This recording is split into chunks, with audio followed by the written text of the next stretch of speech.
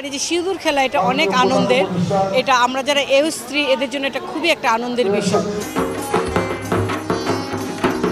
সিঁদুর খেলা আসলে খুব ভালো উপভোগ করেছি।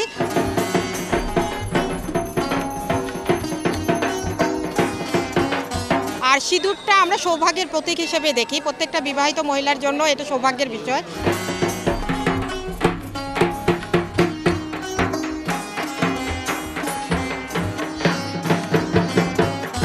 সিঁদুর খেলে অনেক ভালো লাগছে, প্রতি বছরে সিঁদুর খেলা হয়। তো এইবার সবার সাথে সিঁদুর খেলছি, সবার সাথে সব দিদিদের সাথে খুব ভালো লাগছে।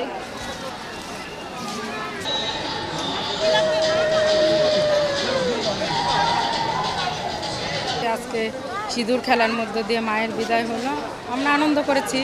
এখন আমরা চাবো যে আফটার অল দেশকাল সব পরিস্থিতি শান্তি থাক এবং অসাম্প্রদায়িক বাংলাদেশ হোক। কুমারী মেয়েদের তো আবির খেলা আসলে নিষেধ, তো যারা খেলে বয়োজ্যেষ্ঠরা খেলে এটাই দেখি, এটাই ভালো লাগে আসলে। যে সিঁদুর খেলা এটা অনেক আনন্দের, এটা আমরা যারা স্ত্রী এদের জন্য এটা খুবই একটা আনন্দের বিষয়। শুভ বিজয়া আসছে বছর আবার হবে। সিঁদুর খেলা আসলে খুব ভালো উপভোগ করেছি।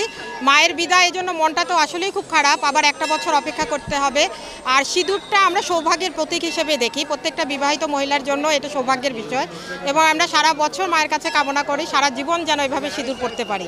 এই জন্য মা যেমন সারা জীবনের জন্য চির সধবা আর কি, ওরকম আমরাও যেন হতে পারি, সেই জন্য মায়ের কাছে এই কামনাই আমরা করি। এবং এটা খুব উৎসাহ নিয়ে আমরা আনন্দ নিয়ে এই সিঁদুরটা আমরা খেলি, প্রত্যেকটা বিবাহিত মহিলাই। সিঁদুর খেলা এখনো শুরুই করিনি, করবো আর কি। আমরা হাতির ঝিল মন্দির থেকে ঢাকেশ্বরী মন্দিরে মাত্র আসলাম। সিঁদুর খেলে অনেক ভালো লাগছে, প্রতি বছরে সিঁদুর খেলা হয়, মায়ের বিসর্জন হয়। আবার এই বছরটির আশায় আবার থাকি আমরা, সামনের বছরে যাতে ভালোভাবে পূজা উদযাপন করতে পারি, ভালোভাবে ধুমধামে। এটাই মায়ের কাছে প্রার্থনা। আর এই যে অরাজকতা চলতেছে সেটা দূর করে যাতে কাটিয়ে উঠতে পারি, সবাইকে যেন ভালো রাখে, সুস্থ রাখে। বিয়ের পর আমার প্রথম পুজো, তো এইবার সবার সাথে সিঁদুর খেলছি, সবার সাথে সব দিদিদের সাথে খুব ভালো লাগছে।